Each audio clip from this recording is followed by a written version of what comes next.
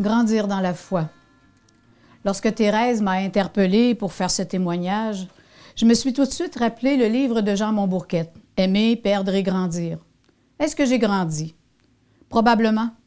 Mais une chose est certaine, c'est que ma foi, elle, a grandi. C'est à travers ma foi que j'ai compris. C'est elle qui m'a donné des certitudes, des réponses essentielles, qui m'ont permis de continuer. Non seulement de continuer de vivre, mais aussi d'être heureuse.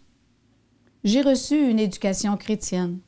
Alors oui, j'avais la foi et je priais. Je dirais que c'était une foi facile. J'avais une difficulté, on fait une petite prière, on la remet dans les mains du Seigneur, ça devrait aller. Vous savez, lorsqu'on a eu une enfance heureuse, la pensée magique, c'est facile. Je ne savais pas ce que c'était qu'une épreuve. Devenue jeune adulte, je me suis éloignée de la pratique religieuse. Mais c'était beaucoup plus par indifférence que par révolte. Par contre, lorsque j'ai eu mes 2 enfants, j'ai tenu à leur apprendre à prier. C'était devenu important pour moi. Je voulais qu'ils connaissent Jésus-Christ comme on me l'avait appris. Je voulais qu'ils sachent qu'on n'est jamais seul. Mon fils Benoît s'est enlevé la vie à l'âge de 18 ans. Je ne parlerai pas du parcours de Benoît, mais je vous dirai que dès la fin de son école primaire, ce fut un parcours très difficile. J'ai connu le découragement, et pire, je voyais son désespoir. Je me suis mise à supplier, à implorer. Ma prière est devenue mon refuge à tous les jours, mais je fléchissais souvent. Je m'épuisais à vouloir donner un peu de paix à Benoît, à semer une étincelle de lumière, à faire apparaître un sens à sa vie qui lui donnerait le goût de se relever. Tous les moyens étaient bons. La tendresse, les encouragements, les menaces, même les insultes. Mais derrière ces interventions, quelquefois bien maladroites, il y avait toujours une tonne d'amour. Mon mari et moi, on se l'est souvent répété. Je me souviens d'avoir dit que Benoît occupe 90% de mes pensées. Pourtant, j'étais une épouse. J'avais une fille de 14 ans, j'étais une infirmière. Il n'en restait plus beaucoup pour tout ça. Benoît aussi a essayé très fort, car je sais qu'il priait. Lors de sa première communion, le mari de Mme Anita, son professeur, avait fabriqué une croix de bois pour chacun des enfants de la classe. Lorsqu'il traversait des épisodes plus difficiles, Benoît accrochait sa croix de bois à sa lampe. J'aime raconter l'histoire de cette croix, car elle me rappelle l'importance des petits gestes, bien simples, qui peuvent faire toute la différence dans une vie. Même à 16-17 ans, je retrouvais cette croix suspendue à sa lampe. Après son décès, je l'ai cherchée. Je l'ai retrouvée autour d'un message d'amour que Benoît avait laissé pour nous, mais surtout pour sa petite sœur Claudiane, âgée de 14 ans.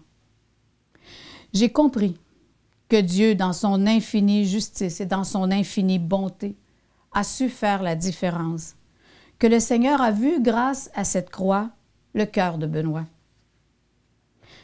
Il y a eu les funérailles, bien sûr, mais après, que faut-il faire? Le chemin de guérison ne sera pas facile.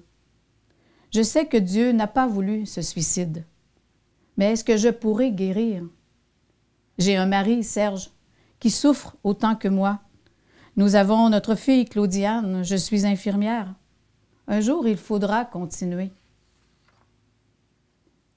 Qui m'aidera à retrouver un peu de paix? Jésus-Christ s'acharne à frapper à ma porte. Il m'envoie des douceurs qui sont certainement des signes de sa présence. C'est à moi de choisir si j'y crois. Par exemple, après le décès, lorsque la douleur devenait insupportable, je l'affrontais comme un petit chat blessé. J'allais me recroqueviller dans son lit pour m'imprégner de sa présence. Plutôt que de m'enfuir, j'entrais dans ma souffrance. Au fil des semaines, j'y allais moins souvent. Mais peu à peu, pleurer pour Benoît était devenu un moment d'intimité avec lui. Je lui parlais. C'était des rendez-vous avec mon fils. Ça devenait presque une douceur. Je m'imaginais que je le tenais dans mes bras, mais j'avais la puissante impression que nous étions tous les deux enveloppés. J'ai compris que le Seigneur prenait soin de moi comme ça. J'ai même osé mettre un peu d'humour dans ces moments. Je disais à Benoît, « T'es bien mal pris, hein, mon grand? Tu ne peux plus te sauver. Je peux te dire plein de mots d'amour et tu es obligé de les écouter. » Un autre exemple, ma mère qui souffrait d'une forme très sévère de la maladie de Parkinson, est décédée 2 mois après Benoît. C'est moi qui étais à son chevet. Le dernier souffle de ma mère m'a enveloppée d'une très grande paix. Jésus-Christ y était sûrement. Comment aurais-je pu être si sereine dans un temps où j'étais encore tellement souffrante? Je venais de vivre l'autre visage de la mort dans toute sa beauté. C'est ma mère qui me l'offrait. J'étais tellement bien. À partir de ce moment, je savais que je guérirais. Je ne savais pas comment, mais je savais que je guérirais. Je n'avais plus peur. Un autre exemple. Au Noël suivant, Claudiane, notre fille, m'a offert une Bible en cadeau. Quelle fierté j'ai eue de voir ma fille de 15 ans poser ce geste si plein de sens, publiquement, avec autant d'aisance. Je la revois encore réagir comme une ado qui a dit, en voyant mon bonheur, « Yes! » Je le savais que ça lui ferait plaisir. À travers ce cadeau, j'ai encore compris que Jésus-Christ se manifestait par ma fille, mais à ma fille. Il se manifestait dans toute sa splendeur. Il y aura bien des pardons à accorder, bien des nœuds à dénouer. Le nœud principal que je n'arrivais pas à dénouer, même après 10 ans de deuil, c'est où il est, Benoît? Benoît a eu un parcours si difficile que je me disais, au moins il ne souffre plus.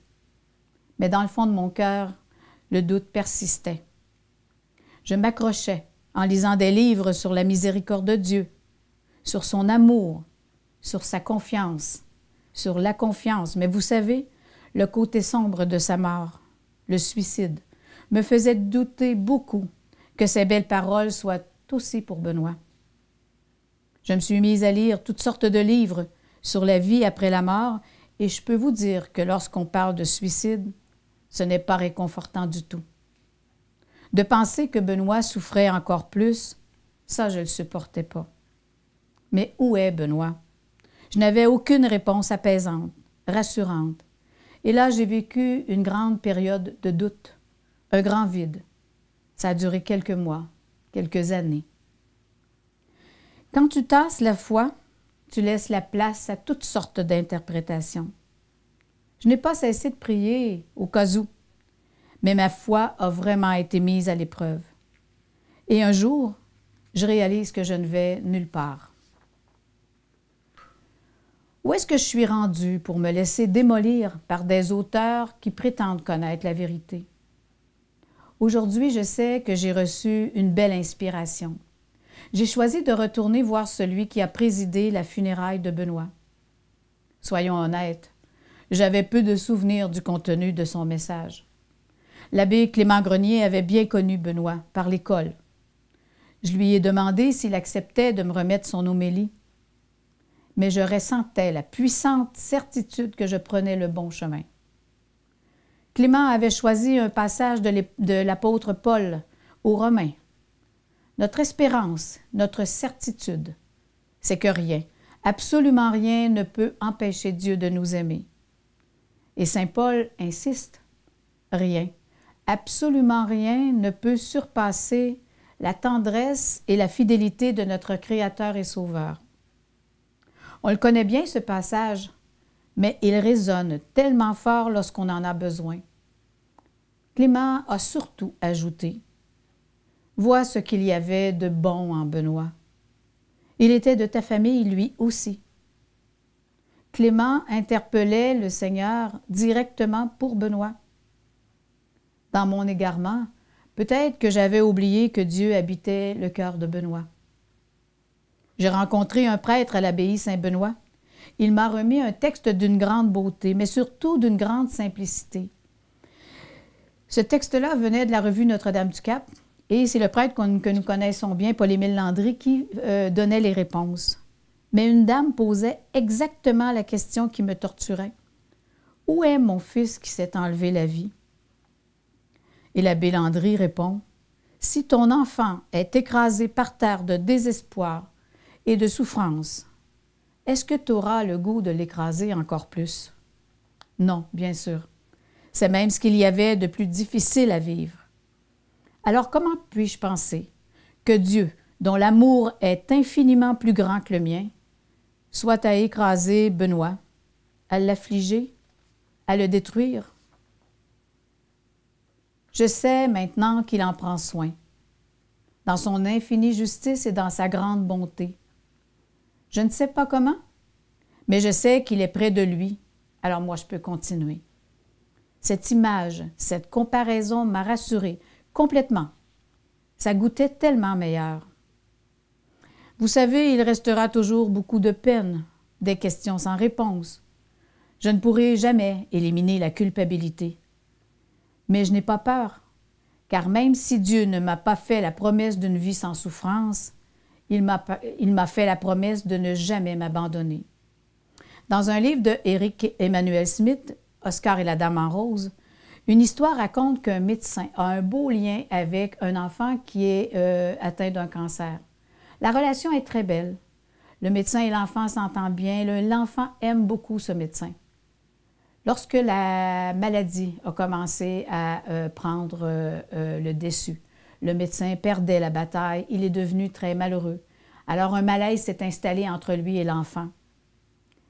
L'enfant en souffrait. L'enfant qui en souffre lui dit « Ne te donne pas tant d'importance, docteur. Tout ne dépend pas que de toi. » J'entendais Benoît me chuchoter à l'oreille « Maman, ne te donne pas tant d'importance.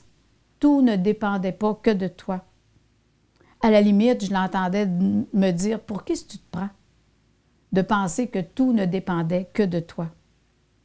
Un rappel à l'humilité, à la simplicité, mais aussi au pardon. Je me suis pardonnée de n'avoir été que Lucie. Mais aussi, il fallait pardonner à Serge. Ça me disait qu'il fallait que je lui pardonne de n'avoir été que Serge. J'ai choisi d'y croire. Nous avons, Serge et moi, traversé l'épreuve du suicide de notre fils ensemble pendant quelques années. Mais il y a aussi eu des dégâts sur notre chemin de couple. Nous nous sommes égarés. Mais nous avons réparé les dégâts un à un. Serge est décédé à la suite d'un accident de motoneige il y a bientôt 6 ans, juste à la veille de prendre sa retraite. 1 mois avant. Je peux vous dire que lors de son décès, nous étions, comme couple, dans notre meilleur. On se disait, il n'y a rien que du beau qui nous attend. La mort a tout gâché. La mort de Benoît nous avait anéantis, atterrés. Celle de Serge m'a révoltée. C'est lui que je perdais, mais maintenant j'étais seule.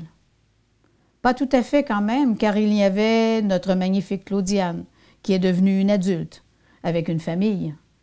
Et Serge aussi m'a laissé un très bel héritage de sagesse. J'ai compris que le Seigneur passait aussi par lui pour nous montrer le chemin. C'est lui qui me rappelait que nous avions fait ce que nous avions fait de bon. Et quant à nos erreurs, il me disait, on peut passer notre vie à se culpabiliser.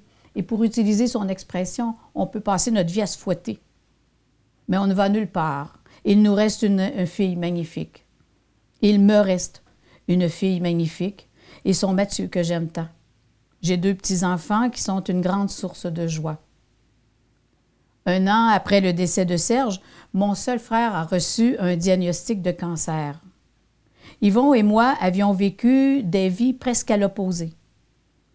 Homosexuels, pas de conjoint ni d'enfant, mais avec un réseau d'amis exceptionnel, j'ai encore reçu un signe de la mission que le Seigneur me demandait. J'ai offert à mon frère de l'accompagner, tout en sachant qu'il avait plusieurs amis, un beau réseau qui l'entourait. Sa réponse fut « Ma chère petite sœur, ma préférence à moi, c'est toi. J'ai vécu 18 mois entre Montréal et chez moi. Nous avons vécu des moments exceptionnels. Nous avons reconnecté nos racines d'enfants, nos racines familiales, mes racines souches. Yvon, mon frère, est décédé il y a 3 ans. C'était un être de bienveillance qui m'inspire constamment. C'est un cadeau qu'il m'a fait.